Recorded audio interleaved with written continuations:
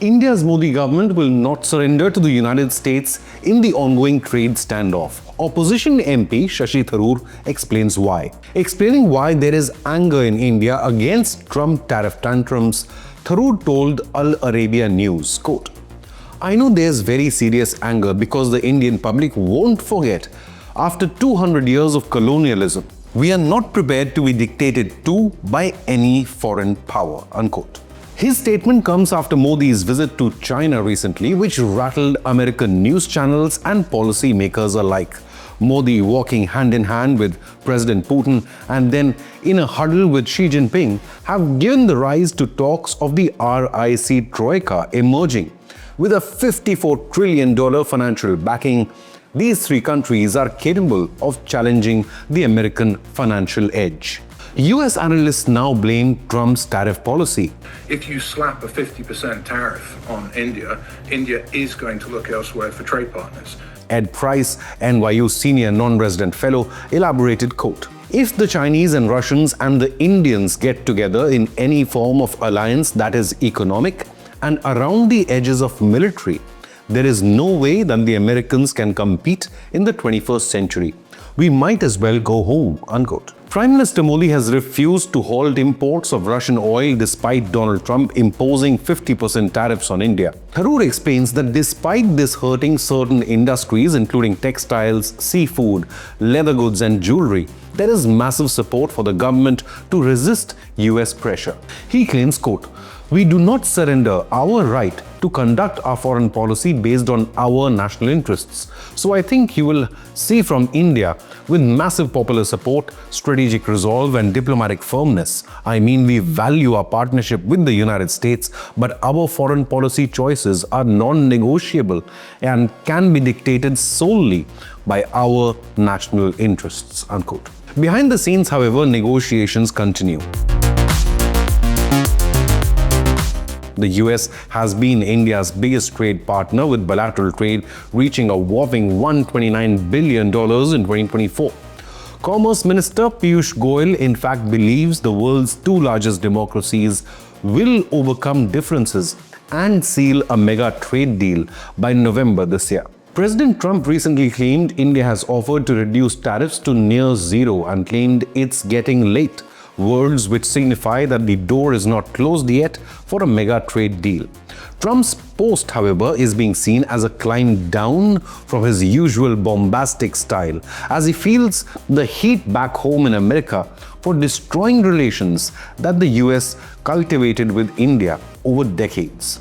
India's economy beat all estimates and grew at 7.8% in the first quarter of this year, beating all estimates and directly contradicting Donald Trump's dead economy jibe. India will soon be the third biggest global economy, with or without US tariffs and partnership. Now, former US National Security Advisor Jake Sullivan has launched a blistering and biggest attack on Donald Trump, saying that he threw away decades of close ties with India for his own family's business dealings in Pakistan. Country that we should be aligned with on technology and talent and economics and so many other issues, and aligned with in dealing with this strategic threat from China. Sullivan claimed, "I think because of Pakistan's willingness to do business deals with the Trump family, he has thrown the India relationship over the side. That is a huge strategic harm in its own right, because a strong US-India relationship serves our interests," unquote. The Modi government has adopted a more balanced approach and pointed out US hypocrisy over tariffs. Indian External Affairs Minister S. Jaishankar slammed the US for, quote, "unfairly targeting India" during a recent telephonic conversation with Finnish Foreign Minister Elina Valtonen. The External Affairs Minister elaborated, "Our discussions centered around the Ukraine conflict and its ramifications. India should not be unfairly targeted in that context. We have always advocated dialogue and diplomacy." Jaishankar had earlier highlighted how the United States and European Union's trade with Moscow is even today greater than India's oil imports from Russia. He added, quote, "We are not the biggest purchasers of Russian oil, that is China. We are not the biggest purchasers of LNG, that is the European Union. We are not the country which has biggest trade surge with Russia after 2022. I think there are some countries to the south.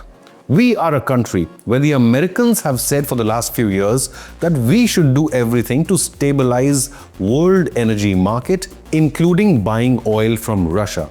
Incidentally, we also buy oil from the United States and that amount has increased.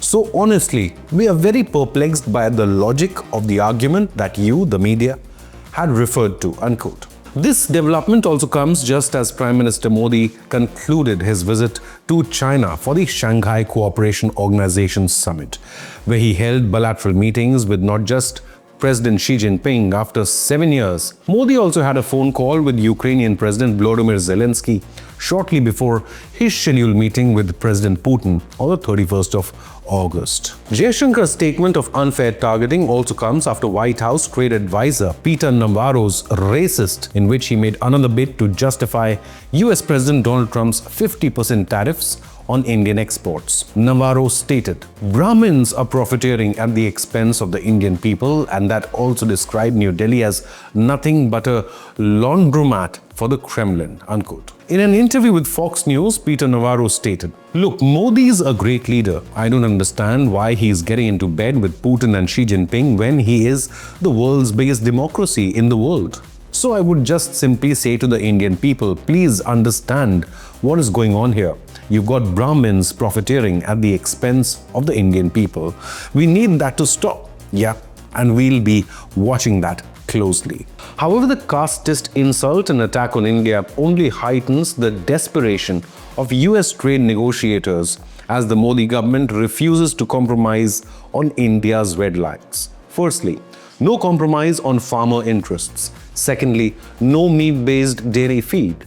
Third, no compromise on India's oil imports and thus energy security. And lastly, and most importantly, no mediation in Kashmir conflict or in a war with Pakistan. The US accuses India of profiteering from the ongoing war in Ukraine. However, it is the United States which is profiteering from this war by sending and then selling weapons to be used in Ukraine.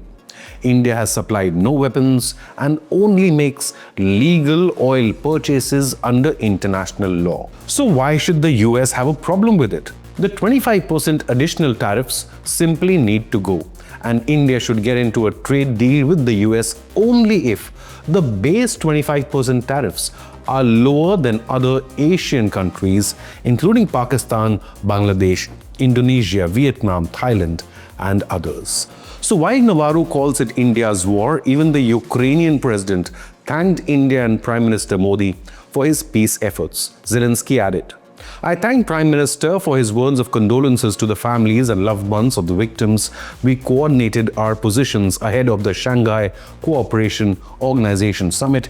India is ready to make the necessary efforts to deliver the appropriate signal to Russia and other leaders during the meeting on the sidelines of the summit. I will be glad to meet the Prime Minister in the near future.